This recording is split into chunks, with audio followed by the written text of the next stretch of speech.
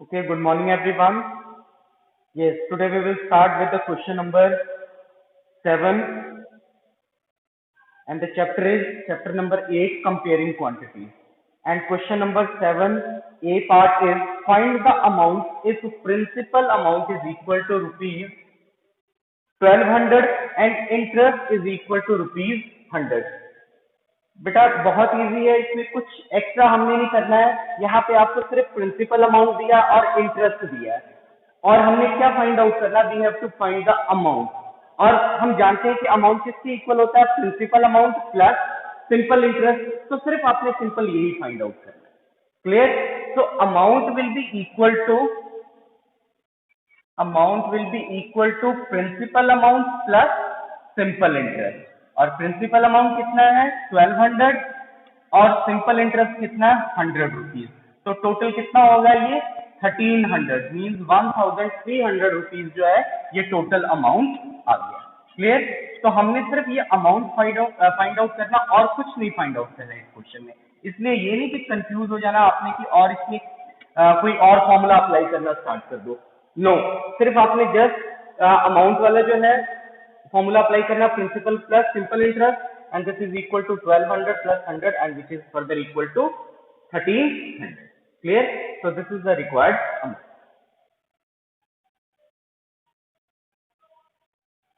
Next is question number 10 and question number 10 is Govinda deposited rupees 2500 for 2 years with the cooperative bank which pays him an interest at the rate of 8% per annum. Find the amount he will get at the end of 2 years. Very easy. इस question में भी क्या है कि गोविंदा ने कितने amount deposit किए bank में 2500 कितने साल के लिए, 2 साल के लिए, 2 इयर्स के लिए, और किस रेट पे 8% per annum means rate of interest कितना हो गया 8% पर एनम, टाइम पीरियड कितना हो गया 2 इयर्स, प्रिंसिपल अमाउंट कितना हो गया 2500 and what we have to find out, we have to find out the amount we will get at the end of 2 years means हमने अमाउंट फाइंड आउट करना है। तो अमाउंट फाइंड आउट करने के लिए सबसे पहले हमें क्या पता होना चाहिए, सिंपल इंटरेस्ट। क्यों? क्योंकि अमाउंट किसके इक्वल होता है, principal amount plus simple interest. Clear? तो सबसे पहले हम इसमें सिंपल इंटरेस्ट फाइंड आउट करेंगे, then we will find the amount. Clear? So here principal amount is equal to rupees 2500, rate of interest is equal to 8% per annum and the time period is equal to 2 years, right? Therefore simple interest is equal to P multiply R multiply T over 100.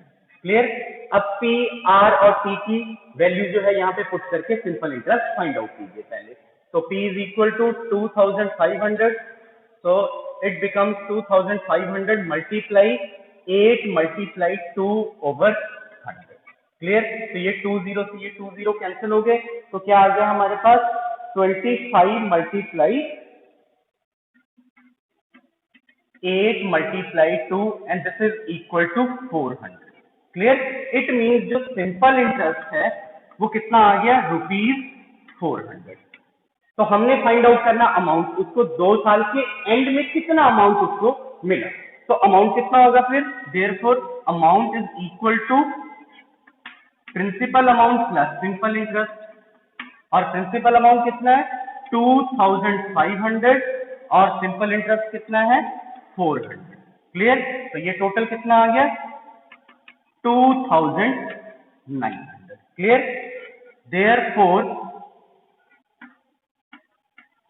Therefore, Govinda received rupees 2900 at the end of 2 years. Clear? So this is the required answer.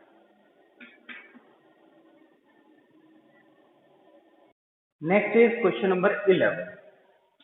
And question number 11 is Kalu borrowed rupees 5500 at 12% interest per annum from a money lender. Money lender से उसने कितने पैसे उधार लिए 5500, किस rate पे 12% per annum. At the end of 2 years, 2 साल के बाद he cleared his account by paying rupees 3,820 and a bullock. Find the cost of the bullock. अब उसने अमाउंट की जगह पे टोटल अमाउंट जितना पे करना था उसने 2 इयर्स के एंड में, उसकी जगह पे उसने क्या किया कि 3,820 रुपीज दे दिए और एक बुलक दे दिया उस, और वो देने के बाद उसने अपना अकाउंट जो है क्लियर करवा दिया. तो कहता है कि find the cost of the bullock. Clear. तो हमने बुलक का कॉस्ट फाइंड आउट करना है. तो अमाउंट देखिए यहाँ पे इस क्वेश्चन में क्या होगा, अमाउंट को किसके इक्वल होगा, amount will be equal to principal amount plus simple interest. Right. अब इस अमाउंट की जगह उसने कितने अमाउंट की जगह क्या क्या उसने पे किया, 3,820 प्लस अ बुलक. क्लियर. इसका मतलब आप देखें इस क्वेश्चन में तो अमाउंट कितना हो जाएगा एक्चुअल में, 3,820 rupees plus cost of bullock. तो अगर आप यहां से जो आपको कंडीशंस दी हुई है, जो नोन क्वांटिटीज दी हुई है इस क्वेश्चन में, उसकी हेल्प से अगर आप अमाउंट फाइंड आउट कर लो और उस अमाउंट को इसके इक्वल कर दो, तो यहां से जो कॉस्ट है बुलक की वो फाइंड आउट हो जाएगी. Clear. So let's start. Here, principal amount is equal to rupees 5,500. Rate of interest is equal to 12% per annum, and the time period is equal to 2 years. Clear? Therefore, simple interest will be equal to P multiply R multiply T over 100. Which is equal to 5,500 multiplied 12 multiplied 2 over 100. तो ये 20 से ये 20 cancel हो गए, तो 55 multiplied 12 multiplied 2 कितना आ गया, ये कैलकुलेट करके 1,320. Clear? It means a simple interest at the end of 2 years on rupees 5,500 at the rate of interest 12% per annum is equal to 1,320. Clear? तो ये सिंपल इंटरेस्ट आ गया. तो अमाउंट कितना होगा, principal amount plus simple interest. Clear.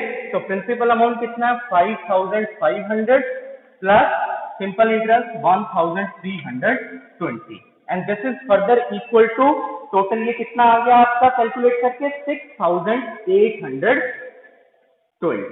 Clear. इसका मतलब actual में उसने जो अमाउंट पे करना है मनी लेंडर को 2 इयर्स के एंड में उसने कितना पे करना है, 6,820. लेकिन इस अमाउंट की जगह उसने क्या पे किया, 3,820 rupees plus a bullock. Clear. Also amount will be equal to 3,820 plus cost of bullock. Clear. तो इस अमाउंट की जगह ये अमाउंट रिप्लेस कर दीजिए, तो ये आ गया 6,820 is equal to 3,820 plus cost of bullock. Therefore, cost of bullock is equal to 6,820 minus 3,820 and this is equal to rupees 3,000. इसका मतलब जो बुलक की कॉस्ट है वो कितनी है, 3,000. Clear. Hence cost of bullock is equal to rupees 3,000. Clear? So this is the required.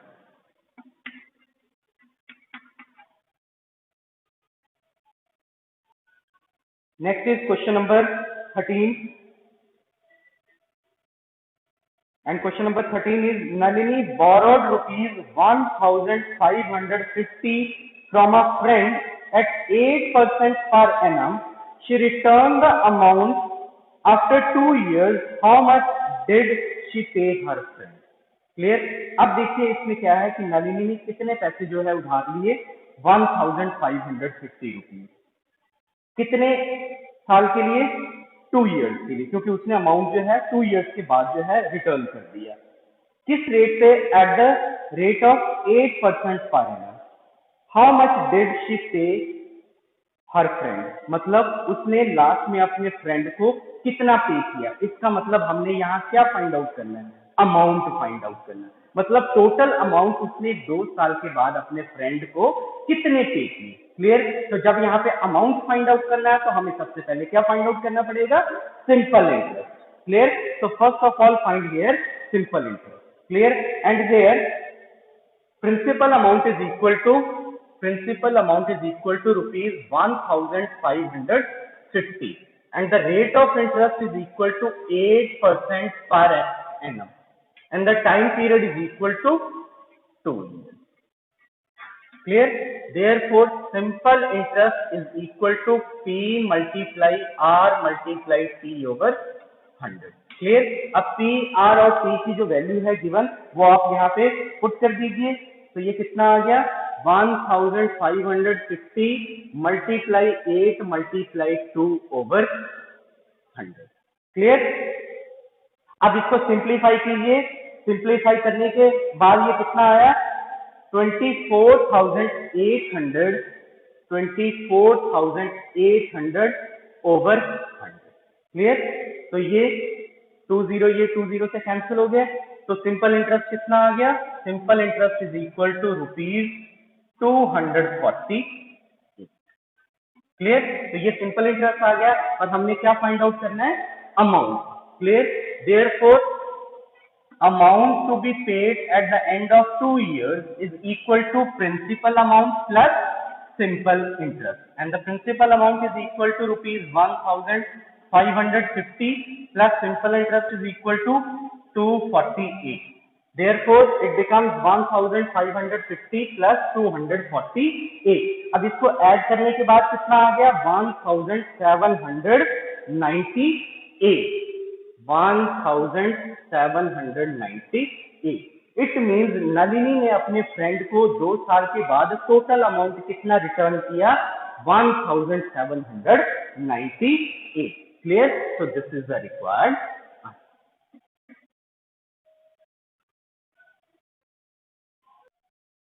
Next is question number 15। Find the interest on ₹4000 at 7% per annum for 4 years। अब यहाँ पे इंटरेस्ट फाइंड आउट करना है, जिसके लिए principal amount कितना है, ₹4000 and the rate of interest is equal to 7% per annum and the time period is equal to 4 years। Clear. Since we know that simple interest is equal to P multiply R multiply T over 100। Clear. अब value substitute कीजिए यहाँ पे इस फॉर्मूले में। तो ये हो गया 4000 मल्टीप्लाई 7 मल्टीप्लाई 4 ओवर 100। तो ये 20 से ये 20 कैंसिल हो गए। तो कितना हो गया, 40 मल्टीप्लाई 7 मल्टीप्लाई 4। तो 40 multiply 7 multiply 4 and this becomes 1120 rupees। 1120 rupees। तो कितना सिंपल इंटरेस्ट आ गया, simple interest is equal to ₹1120। Clear. So this is the required. Next is question number 27।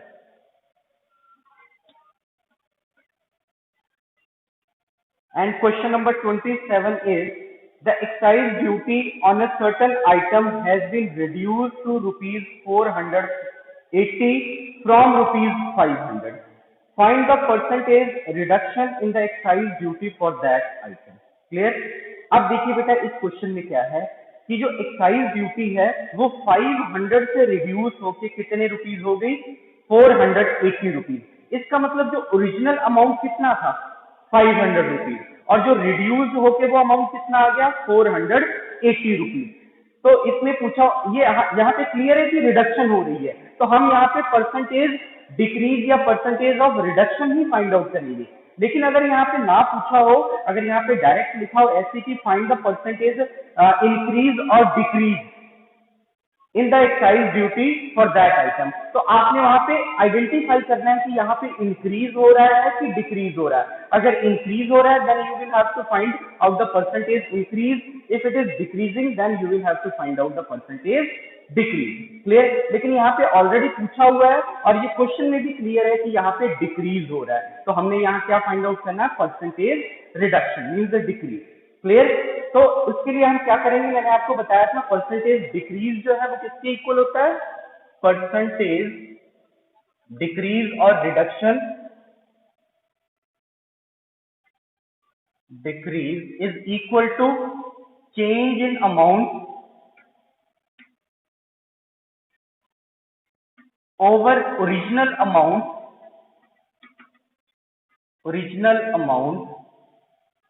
multiply by 100। Clear? तो इस मेथड से हम क्या फाइंड आउट करते हैं, परसेंटेज डिक्रीज और परसेंटेज इंक्रीज। तो यहाँ पे हमने परसेंटेज रिडक्शन फाइंड आउट करना है, इसलिए यहाँ पे मैंने लिखा percentage decrease. Clear? Therefore percentage decrease reduction, percentage reduction in the excise duty for that item is equal to change in amount, change in amount, change in amount। और वो change in amount कितना होगा, जो difference है that is 500 minus 480 divided by original amount. Original amount कितना है, 500। तो percentage reduction कितना हो गया, 500 minus 480 divided by 500 multiply 100। Clear?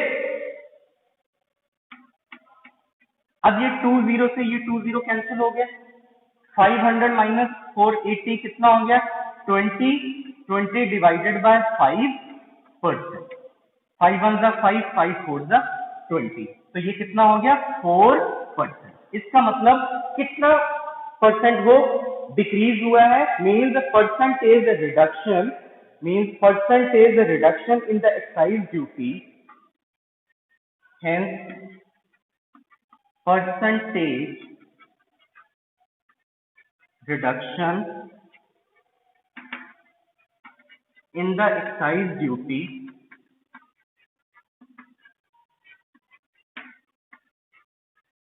for that item is equal to